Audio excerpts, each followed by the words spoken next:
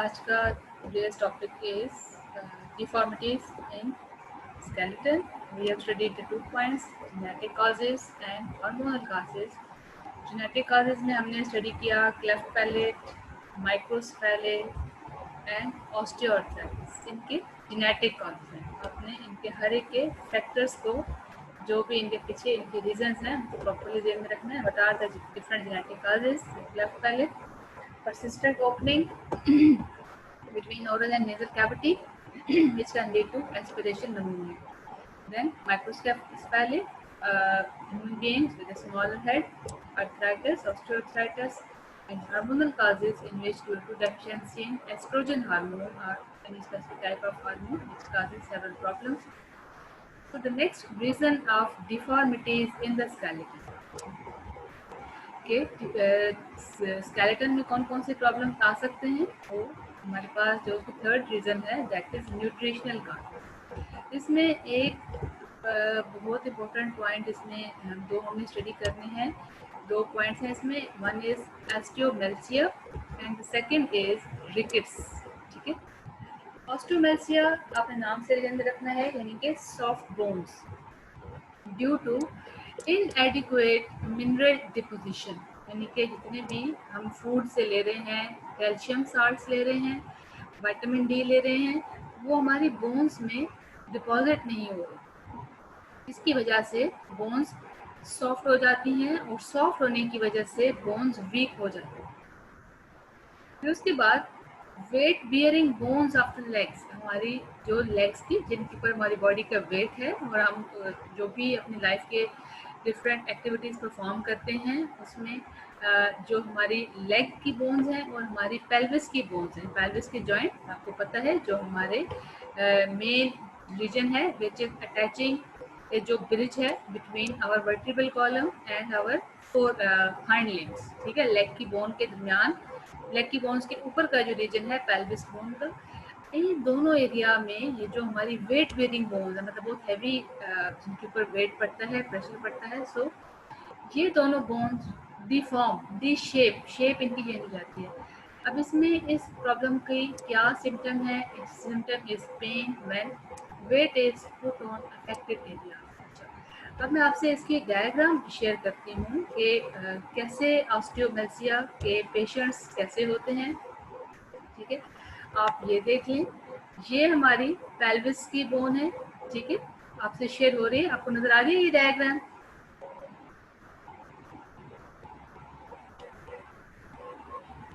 आप मुझे मैसेज कर सकती हैं. ये हमारी ऑस्टियोमेल्सिया में नॉर्मल पेल्विक बोन. ठीक है. और ये ऑस्टियोमेल्सिया के पेशेंट की पेल्विक बोन है और ये हाइंड लिम्ब की बोन है, लेग की बोन है. ठीक है. आप ये देख लें, इस पर वेट पड़ने की वजह से ये बोन थोड़ी सी बोर्ड है, कैसे कर्व फॉर्म में आ गई है, डी शेप हो गई. अब हम अगर बोन के भी इंटरनल स्ट्रक्चर को देख लें तो ये देख लें कि जो ये नॉर्मल पेशेंट, नॉर्मल एक इंसान की बोन है, ये फुली कॉम्पैक्ट फॉर्म में है. वाइल जो पेशेंट है ऑस्टियोमेल्सिया का, उसके बोन में ये देख लें कैविटीज हैं, होल्स हैं. So these bones are soft and weaken. इसी तरह हमारा जो नेक्स्ट टॉपिक है, we are going to study rickets. ठीक है. रिकेट्स की जो डिफरेंस है वो ये है कि it happens in mostly in smaller children and kids. उनमें भी एक डिफरेंस ये है कि इसमें विटामिन डी डेफिशिएंसी और कैल्शियम की डेफिशिएंसी दोनों हो जाती है. इसमें बोर्ड लाइक, यानी कि इसी तरीके से जैसे हमने पढ़ा कर्व फॉर्म में डी फॉर्म हो गई, डी शेप हो गई. ये चिल्ड्रन की डिजीज है रिकेट्स. क्वेश्चन अब राइज हो सकता है, डिफरेंशिएट बिटवीन ऑस्टियोमेल्सिया एंड रिकेट्स. ऑस्टियोमेल्सिया में क्या है? नंबर ऑफ डिसऑर्डर्स हैं. बोन्स में इनएडिक्वेट मिनरल्स हैं, स्पेशली कैल्शियम साल्ट. इसमें रिकेट्स में it mostly occurs in children with A board leg and deformed pelvis. Pelvis की बोन भी शेप अपनी चेंज कर जाती है. It is caused bye deficiency of the calcium. इसकी रीज़न एक कैल्शियम के साथ साथ विटामिन डी डेफिशिएंसी भी इसकी एक रीज़न है, जो कि हमें सनलाइट से मिलता है और मुख्तलिफ फूड से, बिल्कुल हरा से मिलता है. इसकी ट्रीटमेंट में क्या है, इसकी ट्रीटमेंट में विटामिन डी फोर्टिफाइड मिल्क, यानी कि मिल्क जिसमें सेचुरेशन है विटामिन डी की, plus exposing to the skin, exposing skin to the sunlight, it can cure the disorder. तो ये दोनों हमारे न्यूट्रिशनल काजेज हैं, इनके वो तमाम रीजंस हैं which can generate nutritional causes हैं, जिसमें हमारे पास कैल्शियम और विटामिन डी की डेफिशिएंसी से ये दोनों डिजीजेस हो सकते हैं। तो first is osteomalacia and the second is rickets. Rickets की डायग्राम मैं आपसे शेयर करती हूँ कि how are the rickets patients, और उनकी लेग्स कैसे और उनकी बोन्स में क्या, ये देख लें। This happens how in children, ठीक है, ये छोटे बच्चों के मोस्टली इसमें होता है। ये डायग्राम बहुत क्लियर है कि कैसे स्मॉल चिल्ड्रन में उनकी लेग्स डी फॉर्म शेप में आ जाती है, यानी कि due to the deficiency in calcium and vitamin D. So similarly, food अगर इसकी किसी भी चिल्ड्रन की कंप्लीट नहीं है, कैल्शियम की डेफिशिएंसी है, विटामिन डी की डेफिशिएंसी है, so it can cause this type of deformed legs and pelvis, pelvic की बोन में और लेग की बोन्स में डिफॉर्मिटी, डी शेप हो जाती हैं बोन्स, और ये काफ़ी प्रॉब्लमेटिक है। So in this way, nutritional causes can generate different diseases. So the next is disc slip. We all know that our vertebral column, it consists of large number of like 33 vertebrae connected with each other. We can go to the diagram where we have seen this is vertebral column, and these are vertebrae connected with each other. Between each vertebrae, हर एक vertebrae के दरमियान में एक soft pad होता है, ठीक है। ये soft pad इसको shock absorbance, यानी कि during our running, jumping, walking, उसके दौरान किसी भी किस्म के स्ट्रेस को, किसी भी किस्म की फोर्स को एक एब्जॉर्प्शन देता है, ताकि बॉडी को एक तरह की सपोर्ट मिले, ठीक। ये दोनों इनवर्टिब्रेट्स के दरमियान जो डिस्क है, it is a cushion like pad, एक कुशन जिस तरह होता है, ये दोनों वर्टिब्रेट्स के दरमियान एक कुशन होता है, और उस कुशन में एक सेमी फ्लूइड है, ठीक है, सेमी फ्लूइड है, that is named nucleus pulposus. इसका काम क्या है, it acts as a rubber ball to give the disc its elasticity and compressibility, यानी कि जैसे ही उसके ऊपर हम जंपिंग करते हैं, रनिंग करते हैं, ऊपर वजन पड़ता है, तो उसको एक नीचे से upward support, elasticity and compressibility, compressing power मिलती है। और इसकी जो आउटर कवरिंग है वो फिब्रोकार्टिलेज की है, आउटर रिंग है, that is called annulus fibrosus. Inner liquid जैसे कि न्यूक्लियस इनसाइड होता है, so its name is nucleus pulposus, so its like a pulp, like inner semi fluid, so it's pulp, so nucleus pulposus, and the outer ring annulus fibrosus. Annulus fibrosus का काम क्या है, it holds together successive vertebrae। ये तो हम अभी हमने structure पढ़ा, यानी कि दो वर्टिब्रेज के दरमियान कुशन लाइक पैड है। इस कुशन लाइक पैड का काम क्या है, it acts as a rubber ball, इसके अंदर सेमी फ्लूइड है, that is called nucleus pulposus, इसकी आउटर साइड पर रिंग है, रिंग किस चीज़ का है, after fibrocartilage, that is called annulus fibrosus. और एनुलस फाइब्रोसिस का काम क्या है, it holds together successive vertebrae. अब हम एक्चुअली हम पढ़ तो ये रहे हैं कि how deformities in skeleton happens. Sometimes in the daily works like walking, jumping, running, or sometimes we bend forward, हम आगे की तरफ झुकते हैं और कोई वेट उठाते हैं, ठीक है, या कोई फिजिकल ट्रॉमा या कोई ऐसा जंप या मतलब किसी किस्म की कोई ऐसी खास फोर्सफुल अगर कोई एक्टिविटी होती है, तो it can cause serious damage to the spines, ठीक है, यानी कि जो हमारे वर्टिब्रेज के साथ उसके कॉर्नर्स हैं, मतलब वो उसको अच्छा खासा एक नुकसान पहुंचा सकते हैं। For example bending forward while lifting a heavy object, मतलब समटाइम हम झुक के आगे की तरफ कोई हैवी वेट उठा रहे हैं, तो इट में results in herniation of the one और मोर डिस्क, मतलब किसी भी पोजीशन में वी हैव सीन 33 वर्टिब्रेज, और हर एक वर्टिब्रे के दरमियान एक डिस्क है, ठीक है। इस हर एक डिस्क में किसी भी पॉइंट पर उस डिस्क की हर्निएशन हो सकती है। एंड व्हाट इज हर्निएशन या हर्निएटेड डिस्क क्या है, it is commonly called slip disc, यानी कि जो अपनी जगह से हट जाती है। पहली तो जगह ये कि वो स्लिप यानी कि वो अपने जगह से हट गई, और उसमें it involve rupture of annulus fibrosus, यानी कि जो उसका आउटर डिस्क की आउटर कवरिंग है that is called annulus fibrosus, उसमें डैमेज, उसमें रप्चर आ जाता है, followed by protrusion of the spongy nucleus pulposus, और उसके आउटर लेयर के डैमेज के बाद जो इनर उसका जो सेमी फ्लूइड है दैट इज कॉल्ड न्यूक्लियस पल्पोसिस, वो बाहर आउटर साइड पर बाहर की तरफ निकल आता है। ठीक, मैं रिपीट करती हूँ कि any kind of activity, jumping, running, sometime हम वेट कैरी करते हैं, आगे की तरफ मूव करते हैं झुककर, या किसी इम्प्रॉपर फॉर्म में हम अपनी बॉडी को पॉस्चर में रखते हैं, तो क्या होता है, it may result in herniation of the one of more disc. Herniated disc क्या है, that is called slipped disc, यानी कि that is displaced from its position, right, and the rupture of annulus fibrosis, उसका outermost wall that it is ruptured, and the inner spongy nucleus material, nucleus pulposus, it comes out। अब उसके protrusion, उसके बाहर की तरफ निकल आने से, इस चीज़ के न्यूक्लियस पल्पोसिस के बाहर की तरफ निकल आने से, it presses on spinal cord और on the spinal nerve. We all know that between the vertebral column, in the vertebral column between the different vertebrae, our spinal cord moves from behind the brain to the last portion of pelvic girdle, pelvic vertebrae। तो उस spinal cord के ऊपर वो press करता है, that is our nucleus पल्पोसिस। उसके press करने की वजह से या तो स्पाइनल कॉर्ड या हमारी spinal nerves that move to the all body parts, वो उस प्रेसिंग की वजह से इट कॉजेज सीवियर पेन और even destruction of the nervous system. अब वो उस प्रेसिंग की वजह से हमारा जो पूरा एक नर्वस सिस्टम है वो डैमेज हो सकता है, या बहुत शदीद पेन हो सकता है। इसकी डायग्राम से आपको ये क्लियर नजर आएगा। अब इसकी ट्रीटमेंट क्या है, इसकी treatment is treated with a bed rest, traction यानी कि मसाज जो है ना थोड़े से ऐसे हेल्पफुल होता है, थोड़ा सा पेन किलर में भी help also. If this fail this may be remove surgical. फिर हम अगर पेनफुल पेन किलर्स या बेड रेस्ट इसको हेल्प ना कर सके, ट्रीटमेंट बेहतर ना कर, पेशेंट बेहतर ना फील करे, तो उसको प्रॉपरली रिमूव कर दिया जाता है। इसकी डायग्राम मैं आपको दिखाती हूँ कि how it happens. So this is the diagram of disc slip. This is how you can see vertebrae।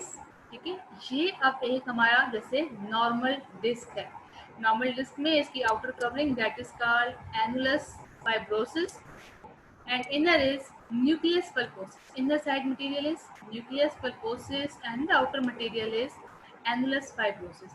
चलिए, इस डायग्राम में ये क्लियर है, आप ये देख लें। अब हर्निएटेड डिस्क ये नॉर्मल है, ये देख लें, इसकी ऐसे अंदर न्यूक्लियस पल्पोसिस और आउटर एनुलस फाइब्रोसिस। अब जैसे कि मैंने आपसे कहा कि हर्निएटेड डिस्क, अब हर्निएटेड डिस्क में क्या हुआ कि किसी भी डैमेज की वजह से रप्चर हुई outer covering annulus fibrosis rupture होने की वजह से जो उसका न्यूक्लियस पल्पोसिस है वो बाहर की तरफ निकला, प्रोट्रूजन बाहर की तरफ निकला, न्यूक्लियस पल्पोसिस बाहर की तरफ निकल आया, और साथ ही उसने जो वर्टिब्रल कॉलम की वर्टिब्रेज हैं और उसके दरमियान से मूव करता हुआ स्पाइनल कॉर्ड है, ठीक है, स्पाइनल कॉर्ड को उसने प्रेस करना शुरू किया। स्पाइनल कॉर्ड यानी हरा मग्ज जो यहाँ से ब्रेन की कोशिश होता हुआ यहाँ तक निचले वाले पॉइंट तक मूव कर रहा है, और वहीं से सारा मैसेज कन्वे हो रहा है पूरी बॉडी को। अब यहाँ से उसके प्रेस करने की वजह से 2-3 हो सकती हैं causes. It either causes severe pain, बहुत शदीद पेन हो सकता है, या फिर पूरा नर्वस सिस्टम डैमेज हो सकता है। हम दूसरी डायग्राम्स भी साथ साथ देख लेते हैं कि हाउ दिस इज कॉल्ड, जिसे आप इसमें भी देख लें। जैसे कि यहाँ पर ये देख लें, ये पूरा नॉर्मल इस तरीके से ऐसा होता है, पूरा वर्टिब्रल कॉलम में स्पाइनल कॉर्ड मूव कर रहा है, स्पाइनल कॉर्ड अगर, और ये हर एक वर्टिब्रे के दरमियान में ये देख लें, ये ऐसे यहाँ पर हमारा एनुलस फाइब्रोसिस और उसके दरमियान में न्यूक्लियस पल्पोसिस। ठीक, एनुलस फाइब्रोसिस के डैमेज होने की वजह से न्यूक्लियस पल्पोसिस बाहर की तरफ मूव करता है, निकल आता है और उसको प्रेशराइज करता है स्पाइनल कॉर्ड। ठीक है, हम थोड़ी सी और भी किसी और डायग्राम में भी देख लेते हैं ताकि आपके लिए ये क्लियर हो जाए। जैसे ये देख लें, इस तरीके से ये देख लें, ये ज़्यादा क्लियर है डायग्राम।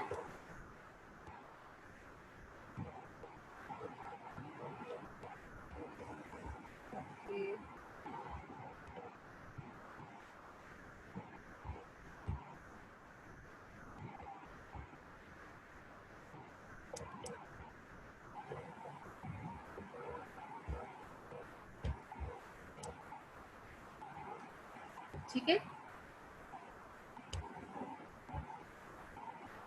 सो इस तरीके से हर्निएशन या स्लिप डिस्क और rupture of annulus fibrosus that causes protrusion यानी कि बाहर की तरफ निकल आता है nucleus pulposus and it causes press on spinal cord or spinal nerve or फिर severe pain or even destruction of nervous system.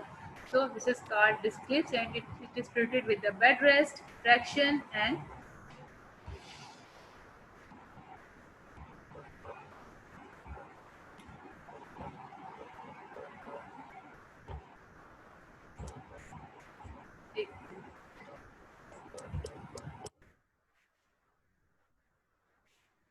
इस डायग्राम में आप देख लें, आपको इसमें भी ये चीज़ क्लियर है। ठीक है, मैं आपको किसी दिन ये पूरी वीडियो शो कर दूंगी ताकि आपके लिए ये इजी हो जाए।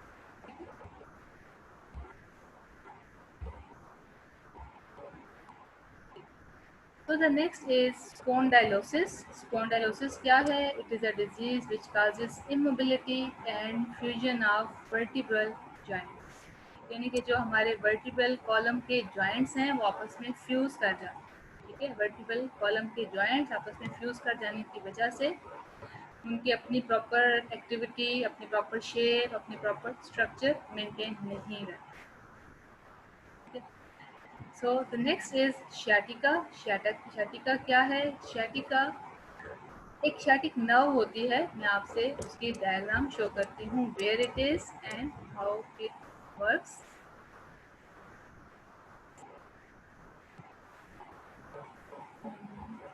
दिस इज ये वाली डायग्राम आप देख लें। This is sciatic nerve. It is moving from this pelvic region to the whole, passing from all leg and to the feet. देखिए ये शैटिक नर्व। अब शैटिक नर्व में क्या ऐसे प्रॉब्लम होता है कि ये बहुत सीवियर पेन काज करता है। ठीक है, स्टैबिंग पेन, स्टैबिंग कहते हैं जैसे कोई चीज़ छुरी, नाइफ ऐसे छुरा घोंप दिया जाता है किसी एरिया पर, बहुत प्रॉब्लम, बहुत शदीद तकलीफ दे पेन होता है। Stabbing pen radiating over the course of sciatic nerve, इनकी पूरी शैटिक नर्व के ऊपर। मैं आपसे दोबारा ये नर्व शेयर करती हूँ, ये देख लें, ये पूरी शैटिक नर्व है। इस नर्व में जो कि यहाँ से ये मूव करते हैं इस पॉइंट से लेकर पूरी टांग, इनकी इस पूरी नर्व के ऊपर स्टैबिंग पेन, एक छुरा जैसे कि यहाँ पर इस जगह पर, पूरी इस जगह पर ऐसे छुरा घोंपा जा रहा है, जगह जगह पर पूरी इस किस्म का दर्द होता है और ये पेन मूव करता है। It radiates over the whole course of sciatic nerve, यानी कि ये पेल्विक रीजन से लेकर फुट के पॉइंट तक। अब ये क्यों होता है? Due to injury of the proximal sciatic nerve, यानी कि ये जो नर्व मैंने आपसे दिखाई है और इसका जो स्टार्टिंग पॉइंट है प्रॉक्सिमल, यानी कि पहला पॉइंट है, स्टार्टिंग पॉइंट है, उसमें किसी भी किस्म का damage, it results in sciatica which might follow a fall, a herniated disc or improper administration of an injection into the book. अब इसके 3-4 रीजंस हैं।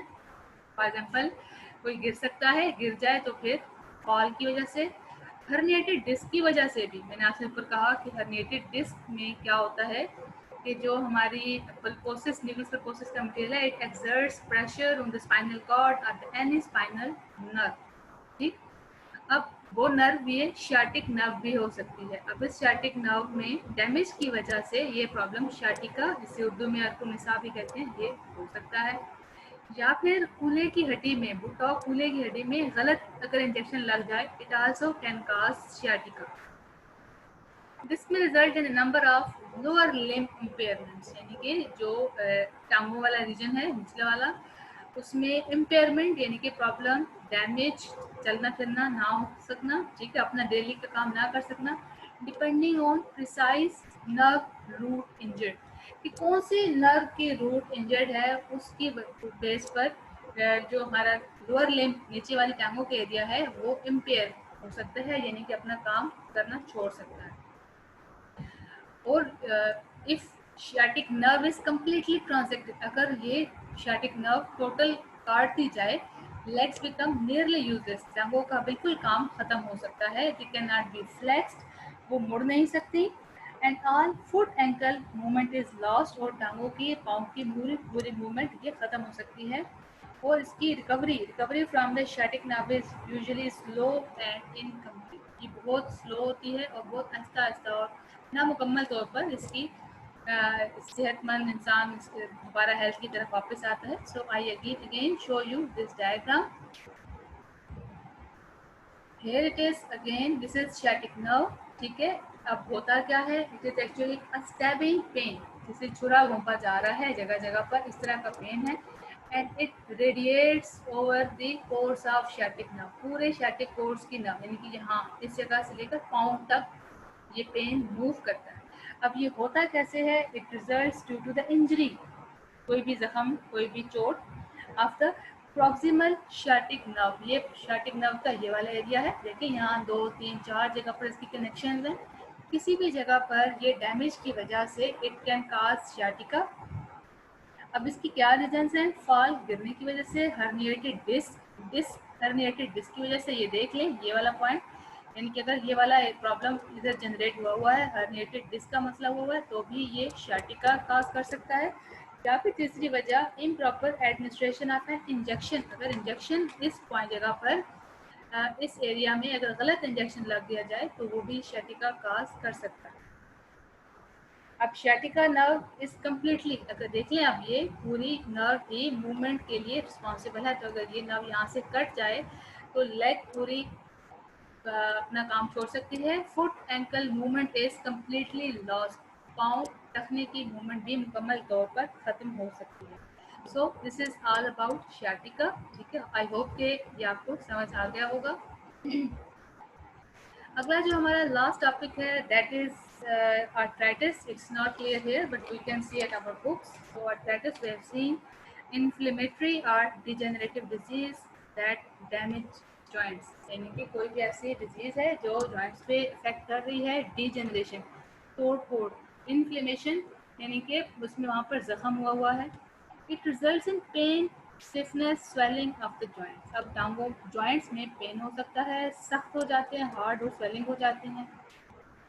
इसकी भी 2 से 3 रीजंस हैं।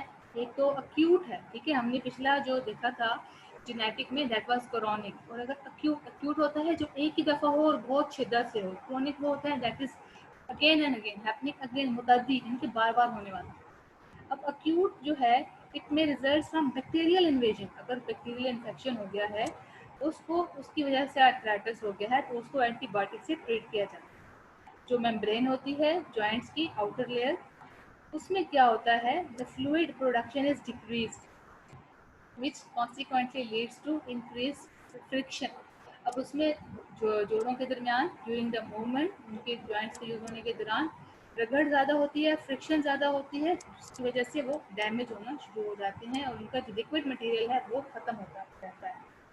अब जो क्रॉनिक आर्थराइटिस है उसमें कौन कौन से पॉइंट्स हैं, this are osteoarthritis, rheumatoid arthritis and gouty. अब इनके रीजंस और इनके सिम्टम्स हर एक के थोड़े थोड़े मुख्तलिफ हैं।